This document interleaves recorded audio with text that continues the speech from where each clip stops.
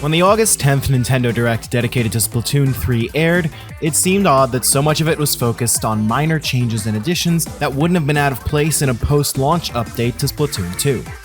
New weapons and maps were already things that the two previous games received in patches, and quality of life improvements like being able to party up with friends and unrestricted playtime for Salmon Run really ought to have been in Splatoon 2 from the very beginning. It's now clear that so much focus was put on these elements because there wasn't much else to show. At its core, Splatoon 3 is largely the same game as Splatoon 2.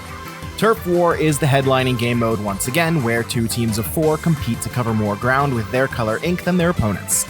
Alternate game modes such as Tower Control, Rainmaker, and Clam Blitz are still locked behind the Ranked mode, which I think is a shame, since many of my friends that have put over 100 hours into Splatoon over the years have never played these game modes due to the intimidation factor of ranked play. If you've ever played Splatoon before, then I truly can't think of a single thing I could tell you that's changed here, aside from a massive improvement to the online lobby system that finally lets you queue into a match with friends instead of having to join a game already in progress. The single-player campaign also doesn't bring very many new ideas to the table. It takes a substantial amount of inspiration from Splatoon 2's Octo expansion, so things will likely feel a lot fresher if you happen to skip out on that DLC campaign.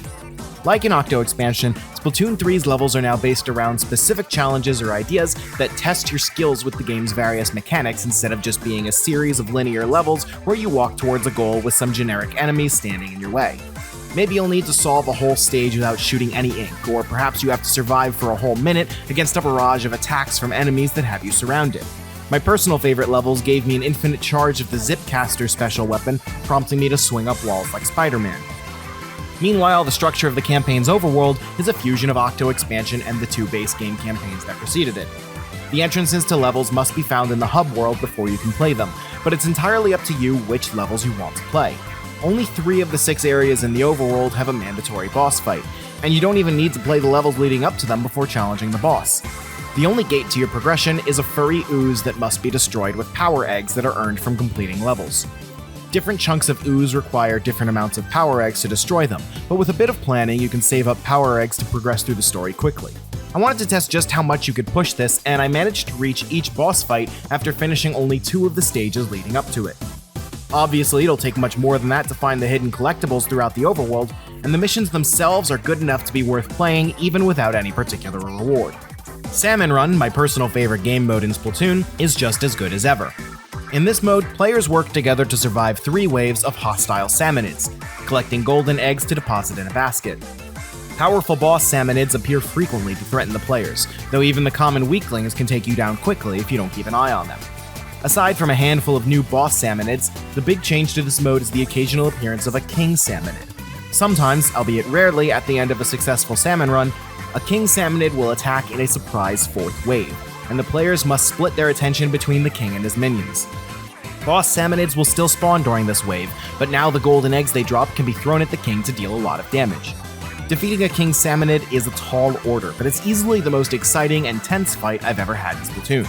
As for what's truly fresh, the only wholly new game mode in Splatoon 3 is the collectible card game Table Turf Battle. Table Turf is an abstraction of Turf War, where you play cards to convert spaces on a grid to your color. Each card will also place a special space on the field that charges up your special attack whenever it's surrounded on all sides.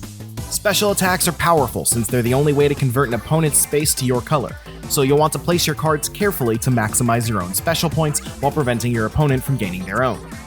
Table turf battles are surprisingly addicting with a lot of genuine depth and strategy involved in playing your cards. The only downside is that table turf battles cannot be played online, which means that it'll likely lose its replay value pretty quickly. In many ways, Splatoon 3 is the game Splatoon 2 ought to have been, and that's both a good and a bad thing. On one hand, it brings some much-needed quality of life improvements. The inability to party up with friends is ultimately what frustrated me enough to quit Splatoon 2, so that alone makes a huge difference. On the other hand, there is so little in Splatoon 3 that's genuinely new, and it's tough to accept the big change I wanted in a patch 5 years ago being sold to me now for $60 with little else to get excited about. It's even tougher to accept alongside an even older game like Mario Kart 8 doubling its content in DLC for half the price. If you're looking for reasons to upgrade from Splatoon 2, the differences are so small that I can't say there's anything here that would convince you. On the bright side, if the words Splatoon 3 were all you needed to get excited, then make no mistake, this is, by a small margin, the best Splatoon has ever been. This video was made possible by our generous supporters on Patreon. Did you know that Nintendo World Report is funded directly by fans like you? When you support Nintendo World Report on Patreon, you get immediate access to multiple exclusive podcasts every month, exclusive Discord channels, an early look at select content, and more, all for as little as $1 a month. Check out patreon.com/NWR for all the details.